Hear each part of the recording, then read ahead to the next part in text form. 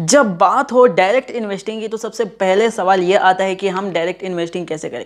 आज के यूथ में ये सबसे पहले ट्रेंडिंग में है कि आज का जो यूथ है वो कहीं ना कहीं अब स्टॉक मार्केट में डायरेक्ट इन्वेस्टिंग करना चाहता है। Mutual fund, bonds, gold, ETFs, ये तो यार पुराने मॉडल हो चुके हैं। अब नया मॉडल आया है कि स्मॉल कैप में हमें इन्वेस्ट करना है। अब वो ये भी नहीं देखता कि हमें मिड कैप में इन्वेस्ट करना है या फिर ब्लू चिप कंपनीज में हमें इन्वेस्ट करना है। वो बोलता है कि हम भाई करेंगे तो स्मॉल कैप में इन्वेस्ट करेंगे।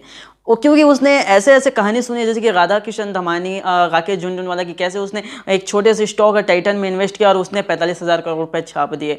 और हम बात करते हैं वॉरेन बफेट जी की, तो वॉरेन बफेट ने उन्होंने एप्पल को बहुत छोटी कंपनी में जब उसका मार्केट कैप बहुत ज़्यादा छोड़ा था तब उसने पकड़ी थी। और आज के डेट में सभी जानते हैं कि दुनिया की सबसे नंबर 1 कंपनी बन चुकी है कम मार्केट कैप के हिसाब से अगर हम बात करें वो एप्पल। और उसने कोका कोला पकड़ा था, बहुत छोटी कंपनी थी कोका कोला, और आज के डेट में हम देखते हैं कि वहाँ से जो वॉरेन बफेट है उन्होंने लाखों करोड़ों रुपए छापे हैं। तो आज के यूथ में कहीं ना कहीं अगर हम बात करें तो जो स्मॉल कैप है वो एक बोल सकते हैं कि यार आपने स्मॉल कैप लिया तो यार एक बहुत अच्छा, क्योंकि आपने उसके साथ रिस्क भी लिया और कल के डेट में अगर वो मल्टीबैगर बन जाती है तो यार वाह वाह वाह क्या बात है, आपकी जो समाज में प्रतिष्ठा होने वाली है ना वो नेक्स्ट लेवल में होने वाली है। तो आज के इस वीडियो में मैं आपको यही एक फंडामेंटल बताने वाला हूँ। फंडामेंटल के हिसाब से हम समझेंगे कि आप कैसे स्मॉल कैप में इन्वेस्ट कर सकते हैं। उसमें ऐसी क्या फंडामेंटल आप देखें, क्या ऐसे रेशियो देखना चाहिए, क्या ऐसे हमें न्यूज़ पढ़नी चाहिए, क्या हमें प्रमोटर के मतलब बैलेंस शीट चेक करना चाहिए, व्हाटएवर, हम पूरी सारी जानकारी इस वीडियो में करने वाले हैं। तो नमस्कार, बहुत बहुत स्वागत है मेरे यूट्यूब चैनल में। और इस चैनल में हम स्टॉक मार्केट की जर्नी में एक नया सफर तय करते हैं और आपके लिए इन्वेस्टिंग पर्पज से बहुत सारी जानकारी साझा करते हैं। तो चलिए स्टार्ट करते हैं।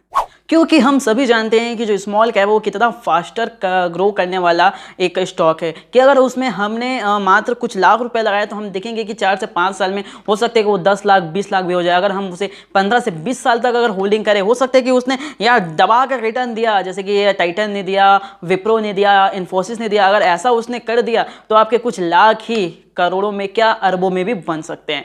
तो यार आज का इस वीडियो होने वाला है कि हम कैसे एक स्मॉल कैप एनालिसिस करेंगे और उसमें हम पैसे कैसे इन्वेस्ट करेंगे, कब हमें करना चाहिए, हमारा एंट्री पॉइंट क्या होना चाहिए। देखो सब तो ये पता कर ही लेते हैं कि ये स्टॉक यार बहुत अच्छा है, उसका फंडामेंटल तो देख लेते हैं, लेकिन उसका ट्रेड साइकिल हम कैसे देखें और उसमें कब हमारा एंट्री होना चाहिए। क्योंकि देखो आपने डिसाइड कर लिया कि मुझे ये वाले आइलैंड में जाना है, आप क्रूज शिप में जा रहे हैं, ठीक है। अब वो आइलैंड को आपने देख लिया, ठीक है। अब वहीं से आप उतर गए तो आप डूब सकते हैं क्योंकि पानी उस टाइम बहुत ज़्यादा गहरा रहता है।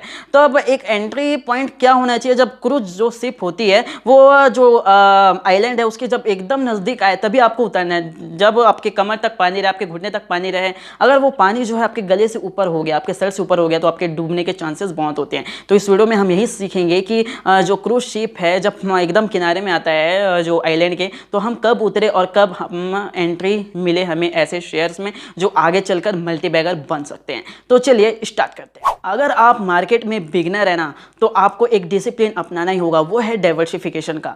यार देखो कई लोगों ने ना ये डाइवर्सिफिकेशन को ना बहुत ज़्यादा कॉम्प्लेक्स बना दिया, बहुत ज़्यादा कॉम्प्लिकेटेड बना दिया। मैं लोगों से मिलता हूँ वो जो डाइवर्सिफिकेशन है उसके नाम पर यार वो तो अलग ही सोचते हैं। वो बोलते हैं कि हमारा जो बिजनेस है वो भी हम करेंगे, हम गोल्ड में भी इन्वेस्ट करना चाहते हैं, हम जो रियल एस्टेट है उसमें भी ध्यान देना चाहते हैं। वो बोलते हैं कि हमारा जो ट्रैवल का जो काम है हम उसमें भी ध्यान देना चाहते हैं। अब उसके बाद बोलते हैं कि हमें स्टॉक मार्केट में भी आना है। भाई ऐसा डाइवर्सिफिकेशन नहीं होता है। डाइवर्सिफिकेशन का मतलब है आपका बैक सपोर्ट, आपका जो रिस्क है उसको मिनिमाइज करना। यार देखो ये तो पूरी दुनिया जानती है कि जो स्टॉक मार्केट जो इक्विटी जो रिटर्न दे सकता है ना वो कोई नहीं दे सकता, लेकिन तब भी लोग गोल्ड में ETF में इन्वेस्ट करके क्यों रखते हैं, ताकि कल के डेट में अगर जो स्टॉक है जो माइक्रो कैप हमने पकड़ा है, स्मॉल कैप अगर हमने पकड़ा है, अगर वो घाटे में जाए कम भी हो लेकिन हमारा जो पोर्टफोलियो है वो मैक्सिमाइज रहे, मिनिमाइज मत रहे। इसी कारण हमें जो डाइवर्सिफिकेशन करने की जरूरत पड़ती है। लेकिन लोगों ने इसे बहुत ज़्यादा कॉम्प्लिकेटेड बना दिया है। वो बोलते हैं कि यार आपके पास केवल 2 ही पैर है तो आप ये कोशिश कीजिएगा आप केवल 2 ही नाव में सवार हो। यहाँ पर लोग 4-4, 5-5 नाव में सवार हो जाते हैं तो इसमें डूबने के चांसेस यार एकदम ज़्यादा बढ़ जाते हैं। 2 नाव में भी सवार करना ये भी बहुत ज़्यादा गलत है। तो आपको ये देखना है कि आपका जो डाइवर्सिफिकेशन आपने जो किया है वो सही है या नहीं। अगर आप स्टॉक मार्केट में एकदम नए हैं, एकदम बिगिनर हैं, तो आप 50-30-20 का रेशियो अपना सकते हैं। अब ये रेशियो होता है क्या, बात करते हैं। 50 का कहने का मतलब है कि आप जो 50% जो पैसा है आप उसमें बोल सकते हैं कि आप गोल्ड ले सकते हो, उसमें म्यूचुअल फंड में इन्वेस्ट कर सकते हैं या फिर इंडेक्स में इन्वेस्ट कर सकते हो। उसके बाद आपका जो पैसा बचा 30% उसमें आप क्या कर सकते हैं, जो ब्लू चिप्स कंपनी है उसमें आप इन्वेस्ट कर सकते हैं। अब उसके बाद जो आता है तो जो हमने बात की जो 20% है ना, 20% में आप एकदम स्मॉल कैप मत लीजिए, उसमें कुछ मिड कैप कुछ स्मॉल कैप ऐसे लीजिए। अब बोलते हैं कि यार नहीं यार हम तो यार इससे एक लेवल ऊपर वाले हैं, हमने तो सीख लिया, 1-2 साल हो गया हमें मार्केट में, हम कुछ नया करना चाहते हैं, हम एक रिस्क भी लेने को तैयार हैं। तो ऐसे में आप जो है ऐसे में आप 50% जो है वो लार्ज कैप में जा सकते हैं जो ब्लू चिप्स कंपनी है। उसके बाद 30 अगर बात करें तो उसमें आप म्यूचुअल फंड गोल्ड ऐसे आप जो पोर्टफोलियो में अपना जगह दे सकते हैं। अब उसके बाद बचता है जो 20%, उसमें आप अभी भी स्मॉल कैप में ही ध्यान दीजिए। इसी कारण मैं क्योंकि कह रहा हूँ क्योंकि देखो स्मॉल कैप यार बहुत ज़्यादा रिस्की वाला गेम हो जाता है। क्योंकि आज आप ये देखिए ना कि अगर आपने पता कर लिया कि यार चलो ठीक है हमने ये स्मॉल कैप हमने पता कर लिया, अगर आपका एंट्री पॉइंट वहाँ ठीक नहीं हुआ ना, अगर आपने उसे ऑल टाइम हाई में खरीद लिया तो हो सकता है कि ये जब मार्केट जैसे कि अभी हो रहा है, मार्केट 10%, 12%, 15%, 16%, इनफैक्ट 17% तक माइनस हुआ था, ऐसे में जो आपका पोर्टफोलियो पूरी तरह से लाल हो जाएगा। तो ऐसे में आपका जो पोर्टफोलियो को मैक्सिमाइज करेगा, जो आपके पोर्टफोलियो को बचाएगा, आपके पोर्टफोलियो को जो बैक सपोर्ट देगा वो है ये गोल्ड है, ETFs हो गए या फिर म्यूचुअल फंड्स हो गए, ये आपको बताएगा कि आपको क्या करना चाहिए। तो ऐसे में ये सबसे बड़ी मिथ है कि आपको ये छोड़ देना चाहिए कि आप पहली बार अगर आए तो आपको सारा पैसा स्मॉल कैप में लगाए, ऐसा बिल्कुल गलती मत करना। अब उसके बाद आप बोलते हैं कि यार हम तो यार 5-6 साल हो गए, हम तो दबा के अच्छा सीख चुके हैं, हमने तो यार कोर्स वोर्स कर लिया, हमने तो यार बहुत सारे पुस्तकें भी पढ़ ली, हमको अब इतना ज़्यादा नॉलेज हो गया ना यार कि हम अब कैसे भी करके हम रिस्क लेके हम लेवरेज करके यार स्मॉल कैप में इन्वेस्ट करना चाहते हैं, अब हमें यहाँ से ग्रो करना है। तो ऐसे में आप क्या कीजिए, आपको 70, 20 और 10 का रेशो अपनाना चाहिए। 70% आपको क्या करना है, आपको पूरे जो स्मॉल कैप है उसमें आप इन्वेस्ट कर सकते हैं, और उसके बाद जो 20% पैसा है आपका, 20% पैसे को आप ब्लू चिप कंपनी में रख सकते हैं। उसके बाद 10% जो है आपका गोल्ड, ETF, सिल्वर में आप इन्वेस्ट कर सकते हैं, ताकि मार्केट अगर क्रैश करे ना तब वहां से आप पैसा निकाल के स्मॉल कैप में लगा सकें या फिर मिड कैप में लगा सकें। अब यहाँ पर हम देखते हैं कि स्मॉल कैप कहते किसको हैं।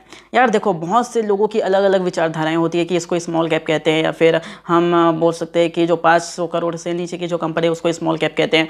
यार मेजर हम बात करें जो 500 करोड़ से ऊपर की जो कंपनीज़ होती है और 5000 तक की जो कंपनीज़ होती हैं उनको हम बोलते हैं स्मॉल कैप। लेकिन अगर आप मुझसे पूछेंगे तो स्मॉल कैप होता क्या है, अब जनरली अपने आप से सवाल पूछिए कि आप स्मॉल कैप ढूंढते क्यों हैं। क्योंकि वो मल्टीबैगर बन जाए, वो एकदम एक्स्ट्रा ऑर्डिनरी रिटर्न दे। तो एक्स्ट्रा ऑर्डिनरी रिटर्न में क्या देता है, जैसे कि उसने 30% से एबव अगर उसने रिटर्न दिया, 35%, 40% तक अगर उसने रिटर्न दिया है तो बोल सकती है कि वो स्मॉल कैप है। ठीक है, अगर कोई 15,000 की जो कंपनीज है, 20,000 की अगर कंपनीज है, अगर उसमें ये पोटेंशियल है कि वो लगातार उसका जो सेल है उसको 30%, 35% के हिसाब से बढ़ा रहा है, उसका जो ग्रोथ है और उसका जो प्रॉफिट, हम बात करें प्रॉफिट मार्जिन की अगर बात करें, हो सकता है कि वो इतना अच्छा अपना जो रिजर्व है वो बढ़ाते जा रहा है। अगर हम बात करें अगर वो 30 से 35% अगर दे रहा है तो वो मेरी नज़र में यार स्मॉल कैप है। स्मॉल कैप का डेफिनेशन बिल्कुल यही है। आप अपने आप से पूछ सकते हैं कि हम भाई स्मॉल कैप चाहते क्यों है, क्योंकि वो हमें अच्छा रिटर्न दे। तो जो अच्छा रिटर्न देता है वही स्मॉल कैप है। हम लार्ज कैप को क्यों जानते हैं, क्योंकि वो 12 से 15% तक का रिटर्न देता है, जैसे कि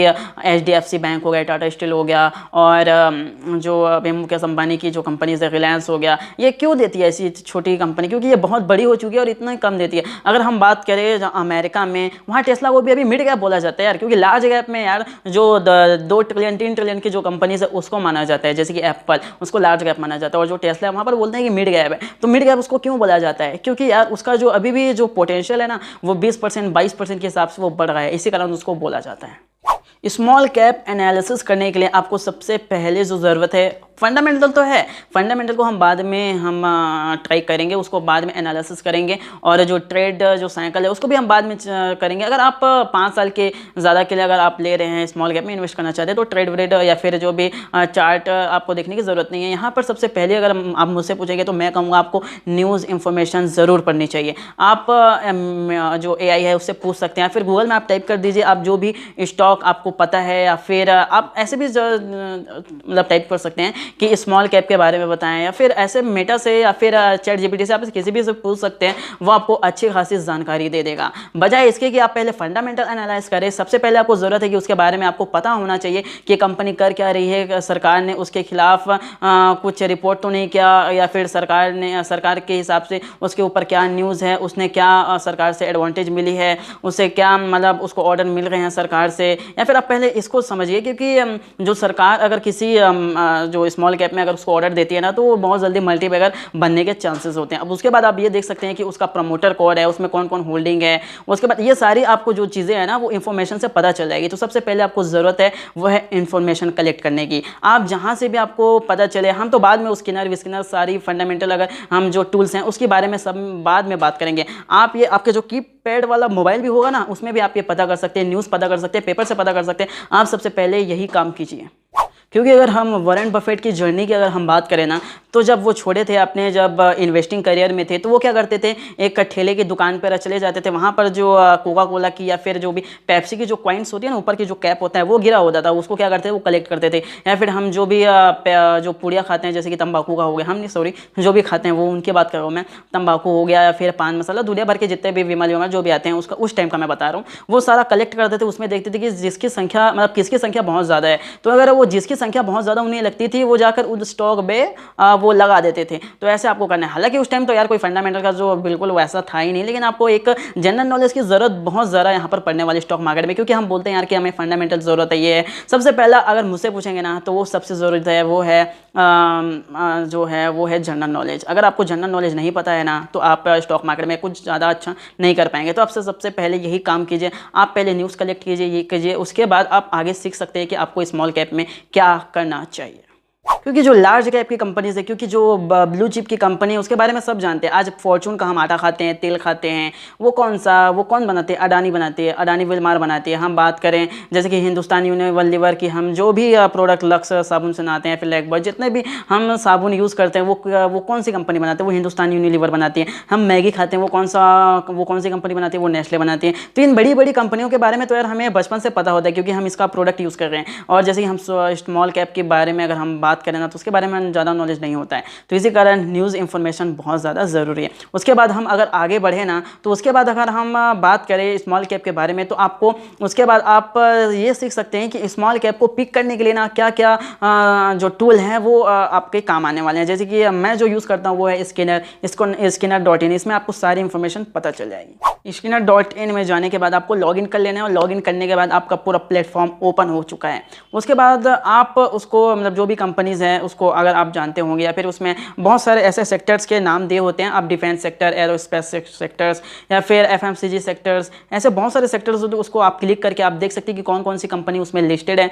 वहाँ पर आप जाकर उसको सेव कर लीजिए। कहने का मतलब है जो वॉच लिस्ट जो होता है उसमें आप सेव कर लीजिए, और आप देखेंगे कि जो रोज़ाना उसके फीड आते रहते हैं, फीड में उसके जो इन्फॉर्मेशन है न्यूज़ से रिलेटेड, उसने उस कंपनी ने कितना सेल किया, ये सारी इन्फॉर्मेशन आप पहले पढ़ना सीखें। अगर आप ये पढ़ना सीख गए उसके बाद हम आगे आने वाले वीडियो में हम बात करेंगे कि आपको क्या क्या फंडामेंटल देखना चाहिए। और ऐसा करने से आपको धीरे धीरे क्लियरिटी भी आती जाएगी कि जो कंपनीज है वो काम कैसे करती हैं। उसमें एक मतलब स्लोगन भी रहता है कि कंपनी क्या कर रही है, और एक समरी जैसा रहता है कंपनी उसमें क्या कर रही है, क्या कब से चालू हुई है, कितना कितना उसने सेल दिखाया है, कंपनी कौन कौन से वित्त वर्ष में उसने कितना कितना सेल दिखाया, कितना कितना प्रॉफिट कमा रही है। ये सारी बातें उसमें जो एक समरी है उसमें रहती है। आप उसको सबसे पहले ये पढ़ना सीखिए। उसके बाद हम नेक्स्ट वीडियो में बात करेंगे कि आपको क्या क्या फंडामेंटल आपको देखनी चाहिए, क्या क्या आपको कैसे कैसे एनालाइज करने हैं, सबके बारे में हम यहाँ पर बात करने वाले हैं।